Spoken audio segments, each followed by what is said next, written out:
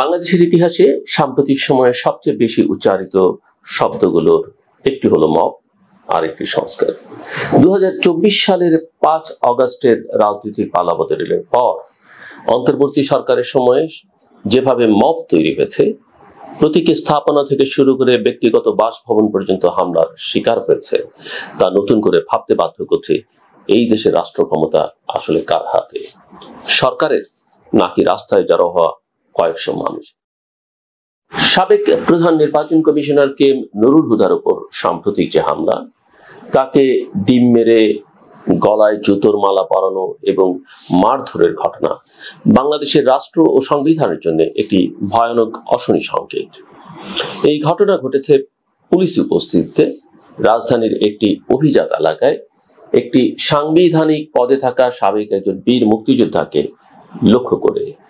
একথা ঠিক যে মিস্টার নুরুল হুদার প্রধান নির্বাচন কমিশনার থাকাকালীন ভূমিকা নিয়ে জনমনে ক্ষোভ রয়েছে, অসন্তোষ রয়েছে এবং তিনি কোনো ন্যায় কাজ করেননি।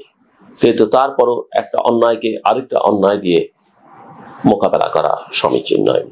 সংবিধানের 35(5) অনুচ্ছেদ, যেখানে স্পষ্টভাবে নিষ্ঠুর বা অপমানজনক আচরণের নিষেধাজ্ঞা দেয়, তা যেন এই সরকারের সময় অলংকারে পরিণত হয়েছে। এই ধরনের জন আক্রমণ কি নতুন? না, তা নয়। আগের সরকারের সময় রাজনৈতিক প্রতিহিংসায় মব শাস্তির ঘটনা ঘটেছে, কিন্তু তা ছিল বিচ্ছিন্ন, সমালোচিত এবং নিন্দিত।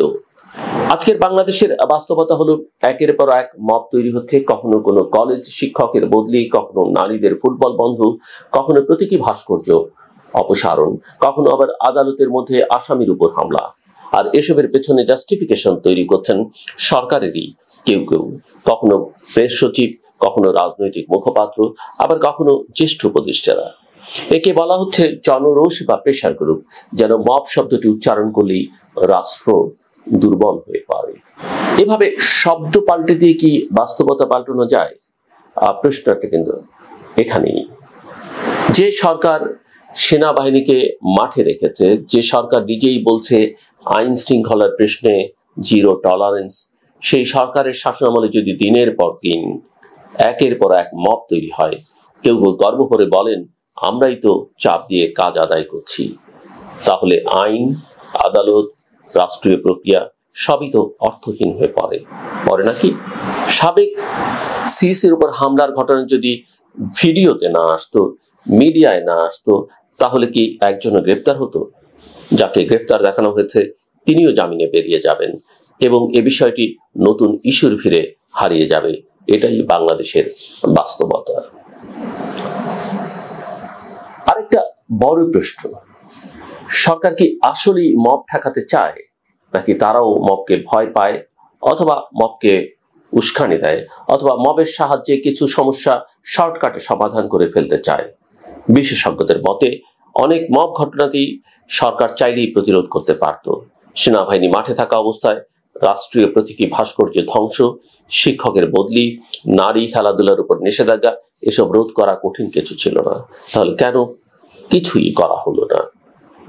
এই প্রশ্নটা আমি তুললাম, এই প্রশ্নটা শুধু প্রশাসনিক অক্ষমতা নয়, রাজনৈতিক সদিচ্ছারও একটা বড় ঘাটতি।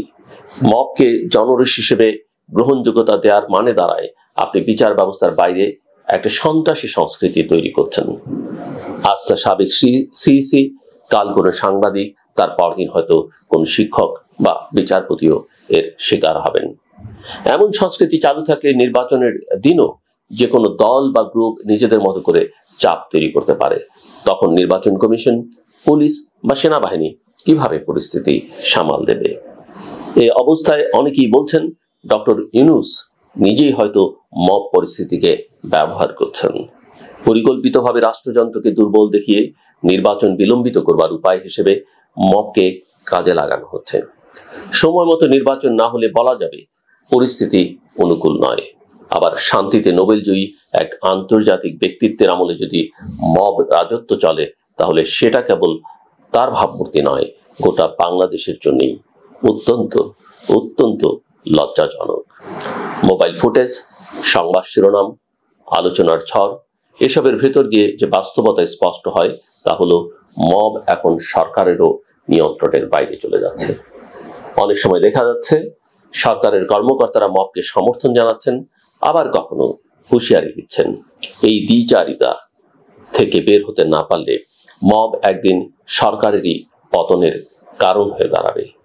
যারা চাপ সৃষ্টি করে দাবি আদায়ের সাফল্য উদযাপন করছেন, কাল তারাই এই অরাজকতার শিকার হবেন।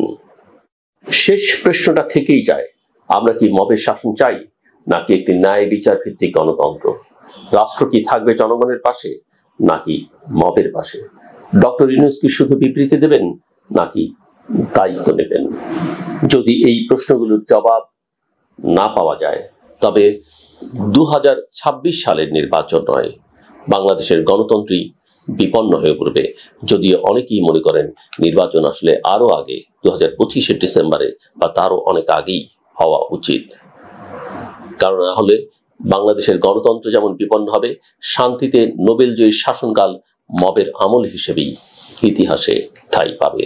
এবং তখন ইতিহাস কাউকেই ক্ষমা করবে না, না নেতাকে, না প্রশাসনকে, না নিরুত্তাপ হয়ে বসে থাকা নাগরিক সমাজকে।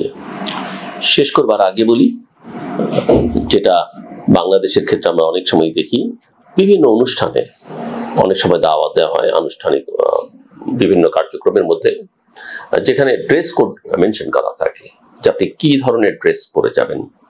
আমরা লক্ষ্য করি যে আমরা বাংলাদেশিরা অনেকেই সেই ড্রেস কোড মেনে চলি না। যিনি আমন্ত্রণ জানান বা যে প্রতিষ্ঠান আমন্ত্রণ জানায়,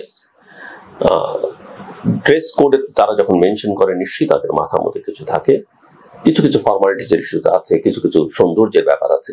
সো এটা যখন মেনশন করে দেওয়া হয়, আপনি যেই হন না কেন, যত বড় মাপের মানুষই হন না কেন, আমার মনে হয় যিনি আপনাকে আমন্ত্রণ জানাচ্ছেন, যার অতিথি হয়ে আপনি যাচ্ছেন, যার বাড়িতে যাচ্ছেন, যার অফিসে যাচ্ছেন, যার কোনো অনুষ্ঠানে কোথাও যাচ্ছেন, সেটা কিন্তু মেনে চলা খুব জরুরি। এমনকি পৃথিবীর অন্য দেশে আমন্ত্রিত হয়ে গেল, তাদের সংস্কৃতি, তাদের নিয়ম কানুন মেনে চলা। কারো বাড়িতে গেল, তারা যে সংস্কৃতি চর্চা করে, তাদের ভ্যালু যা, সেটাকে শ্রদ্ধা জানানো সব